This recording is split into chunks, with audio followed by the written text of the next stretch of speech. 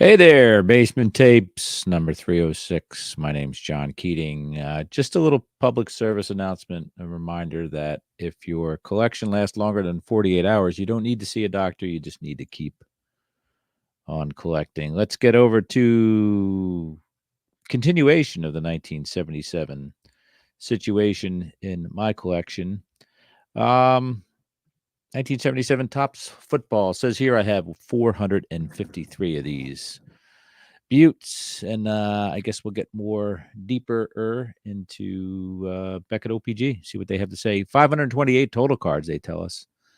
Buck 44 average value, $758.95 total value of every card if you put them side by side and add it up. Their perceived value, $200 to $500 for a set of these, according to Beckett. Of course, 1977 Topps football set contains 528 standard-sized cards. Card fronts have a banner with team name, the player's name, and position at the top. Backs that rushed for 1,000 yards have a 1,000-yarder football logo on front. The card backs are printed in purple and black on gray cardstock. The backs contain yearly statistics, highlights, and a note on the player's college career. Subsets include league leaders 1 through 6, team checklist cards 201 through 208, record breakers 451 through 455, and playoffs 526 through 528. The key rookie card is Steve Largent. Other rookie cards include Harry Carson, Dave Casper, Archie Griffin, Mike Haynes, Ray Rhodes, Leroy Selman, Mike Webster, Danny White, and Jim Zorn. An uncut sheet of team checklist cards was also available via mail-in offer on wax pack wrappers. A Mexican version of this set was produced.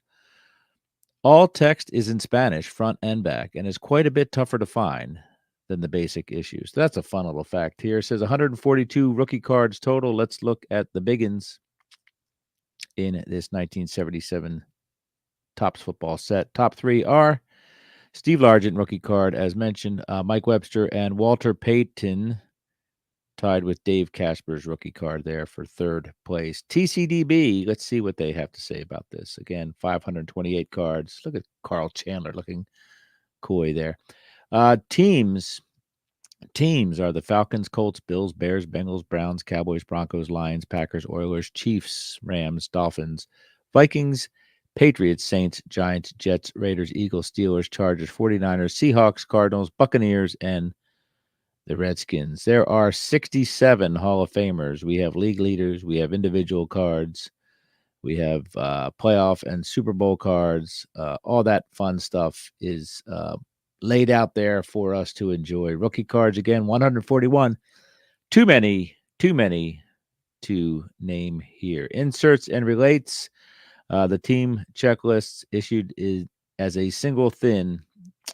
Let me rephrase that. Issued as a single sheet on thin white cardstock. Full sheet distributed via wrapper redemption offer.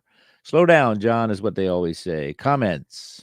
Let's get from the bottom here. Scout 2005 says, "This was my first pack of football cards as a kid and my favorite set from the 1970s. I would ride my bike to the corner store and trade Coke bottles in exchange in for change and buy as many packs as I could. Those were the days." Superfed says, "Skipped lunch every day, saved the money to spend on these beautiful cards. Zero regrets. The memories of cracking those packs still with me today." Jay Ligon says, "Better looking set than I remembered, but man, can't Topps cut cards straight at this point? And often the back isn't centered the same as the front. And annoyingly difficult to read card numbers, but some great photos." So he's got a beef, yet he's supportive as well. So take that for what it's worth. Here is a cello pack box. Says here 528 cards, and then some other stuff here. Biggest series ever, they're touting. So 528 cards now available in one series. Still talking about that in 1977. That's interesting. There's the pack. There's the killer of cards, that plastic locker. Pro football picture cards featuring game action shots with one stick of bubble gum. I will not further endorse this card killer locker. I won't read from that. 25-cent cello packs, one stick of bubble gum, curved T tops on the front of that cello pack. Gordon Bell rushing without a logo on his helmet against a nameless player, also without a logo on his helmet. Trivia here, it says the set is unique in Topps football history for putting a marker shaped like a football with the words 1,000 yarder within on cards of running backs who gained 1,000 or more yards rushing on the year. The team checklist insert set with whitebacks are from mail-in offer, while the brownbacks are part of the regular set. So some fine information there. Let's get to the gallery. Here they are. Here's your leaders, landscape leaders, James Harris and Kenny Stabler. Would not have guessed James Harris being your Los Angeles Rams leading quarterback of the National Football Conference. So that's interesting there. Weren't a lot of people floating around, I guess. Well, we had Staubach and Tarkenton and Jim Plunkett for the 49ers and Thiesman, Thosman. But yeah, not a lot of quarterback action back then. 89. He had a 57.6 completion percentage. Stabler was rocking it over there in the AFC, along with Burt Jones, both over 60% completion percentage. Anyway, why am I fixated on that? Drew Pearson, MacArthur Lane are your receiving leaders, or reception leaders, I guess. They didn't do the yards. Rushing leaders, Walter Payton and O.J. Simpson. Mark Mosley, Tony Linhart, your kickers, scoring leaders. Interception leaders, Monty Jackson and Ken Riley. And punting leaders, a tribute to the failure of your offense, John James of the Falcons and Marv Bateman of the Buffalo Bills. There's Mike Phipps, Browns, the banners waving there in the air with the team name and a football with the player's position, and underneath that, the player's name. Again, logoless helmets due to the continued refusal of both the NFL and the Topps chewing gum company to get in the same room, get on the same page, and throw some logos on some helmets. Freddie Solomon is riding it out with just a beanie on instead of his helmet. So a form of protest, perhaps. There's John Bunning with the Eagles is wearing a silver helmet for some odd reason.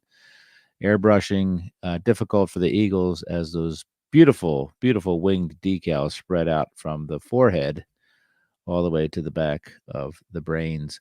Mike Livingston looks like he's about 50 years old and a stuntman, retired stuntman in Tampa Bay. I guess he's a quarterback. Did he ever even play, this guy? Yeah, he played a lot for the Queefs in 1976, apparently. Anyway, it goes on and on and on and on.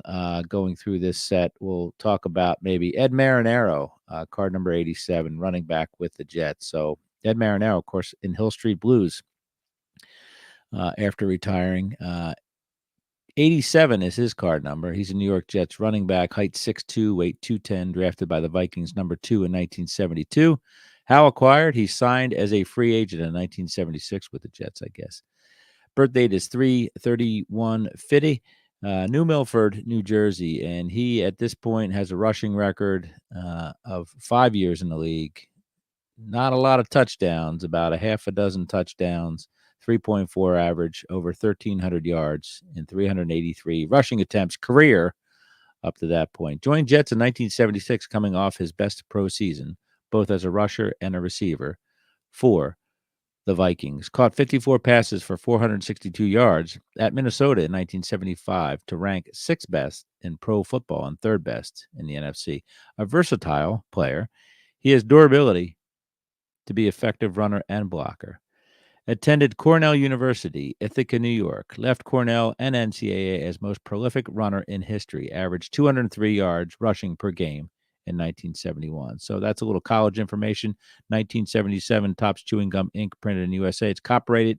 There's 2 asterisks in this back of the card situation. So again, we have some pink, we have some black, and we have some gray stock, and it goes together. The card numbers aren't horrible to read.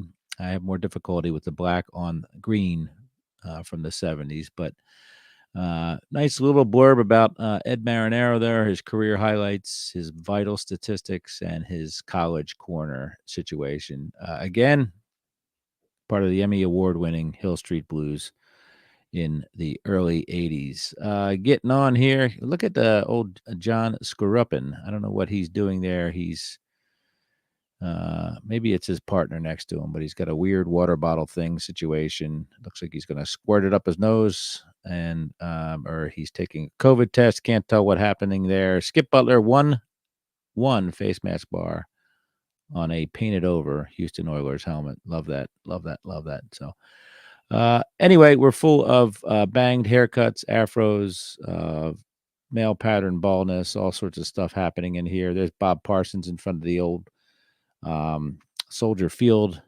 columns there. I don't know whether those are Ionic, Doric, or whatever those columns are, but there's something.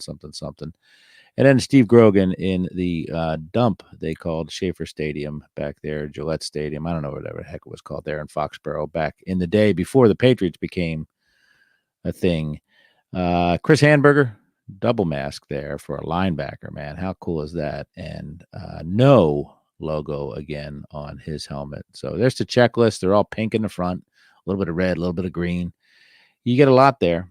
And you have the leaders, the yearly leaders on the back of the card. So the front is a checklist. The back, of course, is your scoring leaders by year. I guess it goes back a good 8, 9, 4.5 years, something like that. And you could send, get all 28 team checklist cards, send 50 cents plus one football wrapper to Box 4770, Westbury, New York, 11590. Print clearly and include zip code. Void where prohibited, regulated, or taxed. Offer expires December 31st, 1977. So I'm always curious about what's going on over there at Box 4770 in Westbury. Wonder how much mail they still get.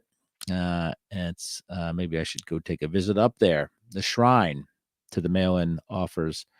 There's old Tom Sullivan getting a little neck rub there from a white fella. I'm not sure what's going on there. Maybe it's Spock giving him the Vulcan death grip. But either way, Tom Sullivan is getting some sort of treatment there on the sideline at probably Veterans Stadium in South Philly. Terry Bradshaw, he's got a scraped knee and he's tying his shoelaces there.